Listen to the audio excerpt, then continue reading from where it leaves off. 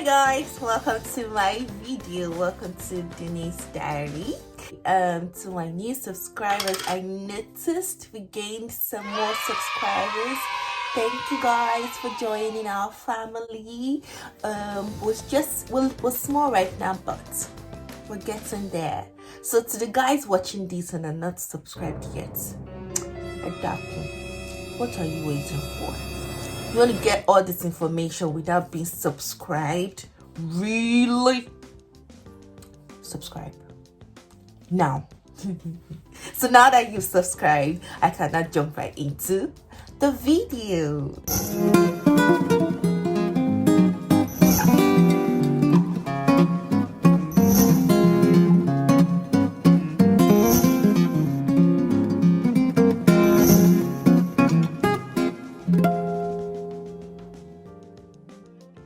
So guys, last video I spoke about my express entry journey. This time around, as you can tell from the title, I'm going to talk about the cost of living in Canada, specifically BC, because that's the place I can really speak to. First thing first, as you all know, I like food, so we're gonna be talking about food. How much do you need to spend on food in a month? How much food you need to buy? How much this food? How much that food? What restaurant can I go to that is inexpensive? Hold up. I'll be talking about everything. Well, majorly most things in this video. So let's just jump right into it. Now, personally, I like to go to Walmart and Safeway to get my food stuff. Personally, now, initially when I came here and I started shopping for food, so the thing is, when I moved in here to my new apartment, right, I spent about $500 shopping. Now, what I've learned growing up is when you are doing shopping majorly on food stuff, provisions and all of that, buy a lot of them in bulk, so you don't have to spend a lot of money every time, every month or every 2 weeks replacing those items. So for my soap, for my tissue, my toiletries, washing stuff, all of the stuff, I bought a lot of them, and I've been using them since August. One batch just finished. One of my toilet cleaners cleaning stuff just finished, so I just replaced. So it really depends on how you want to shop.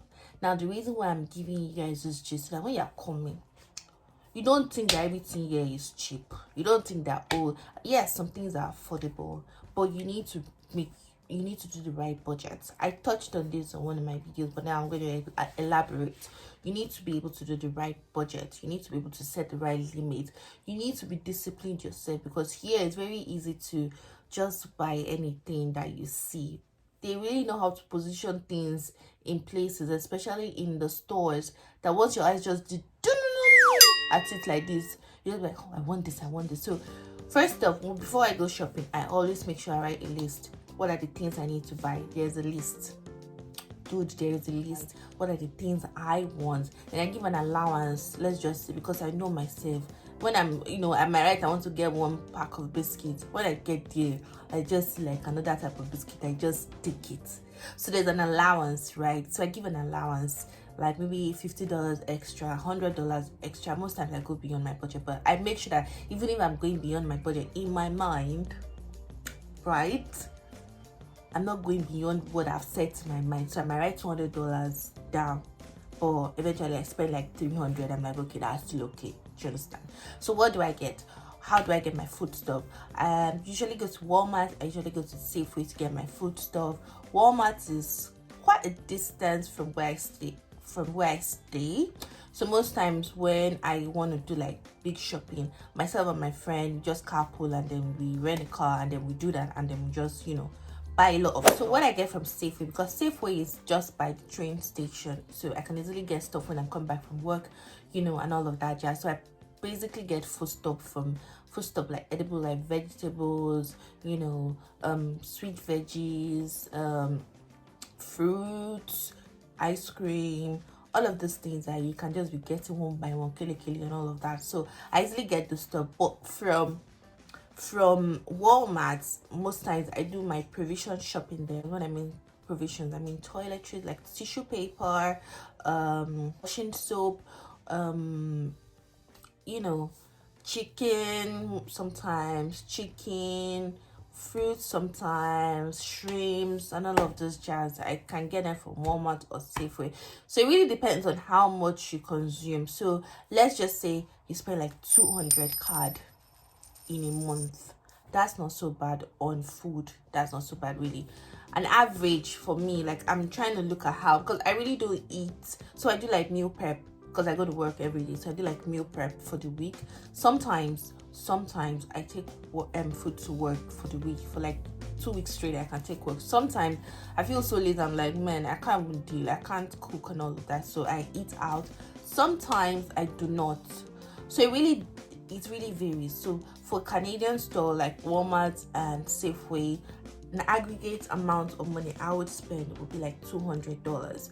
Now, because I am a Nigerian and a Yoruba girl, sometimes I crave Yoruba things like beans, for example. I need to get palm oil, for example. I need to get ugu, not spinach, ugu, vegetable. There's a difference, and some of the things we eat back home. So in the Nigerian store, guys, it is very expensive. Maggi is expensive, palm oil is expensive, ordinary dry pepper is like $5, and it's not plenty, it's small, buy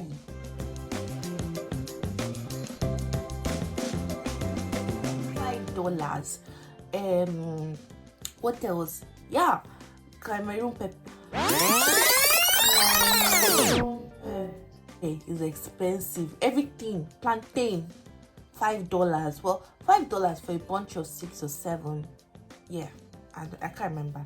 So it's expensive. I don't know what I'm paying for the freight or whatnot, but things are expensive in Nigerian store. So I try to minimize how much I spend in Nigerian store, because most times you can get some of the things in Nigerian store like pepper, scotch bonnet.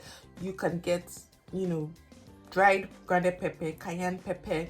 It depends, but I just want the African taste. Do you understand? So sometimes I go to the Nigerian store. I don't go there really often, but when I really do go there, I just get there. Like, for example, I got beans. I don't really eat beans. To be honest, I don't really eat beans, but I cook. That's also what I get from the Nigerian store. So on an average, I can spend about $150.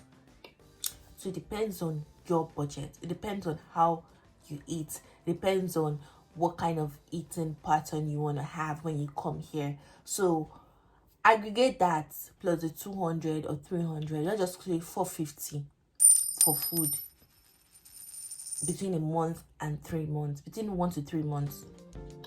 $450, which is not bad when you think about it. It's really not bad. So that, I think, has covered the food area. So as I'm saying this, $450 Canadian dollars, we're calculating it how it applies in Nigeria or wherever you're watching from. So the next thing about food is, okay, so $450 on buying food stuff. Now you might say, okay, what if I want to eat out? What if I want to go to a fancy restaurant, or maybe not a fancy restaurant, just a restaurant where I can just go and hang out with friends? I want to go to a pub. You have to consider those as well. So I think the thing is discipline. How much time do you want to give to those kind of things? How often do you want to be going out? How often do you want to be eating out and all of that? So you have to consider that. An average lunch money would be $10, which is not so bad. $10 to $13. It depends on what you're eating. You can get chopped leaf or kokumo. They're like green food, like they're veggie restaurants. They do basically veggie food and all of that. You can go to a Thai restaurant, just quick fast food, KFC, depends on what you want to eat.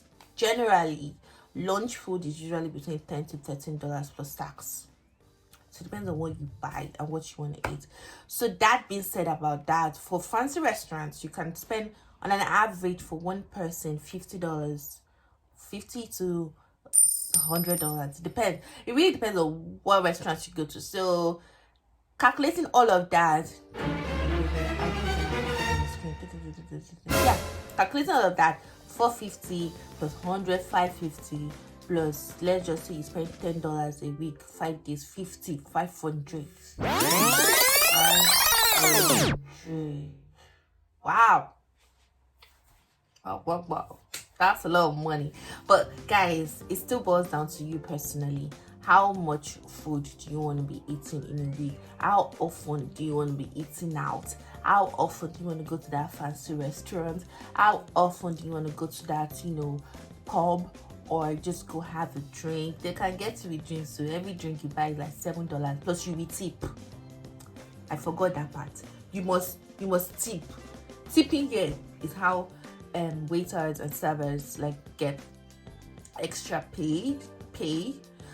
So it's a big deal, the tipping culture here. I mean, when I first came here, I never used to tip. I'm like, I'm paying a lot of money, what's the tipping for? But then I got to understand that these guys literally base most of their livelihood from the tipping, because they get the store owners or the restaurant owners to take out of their money.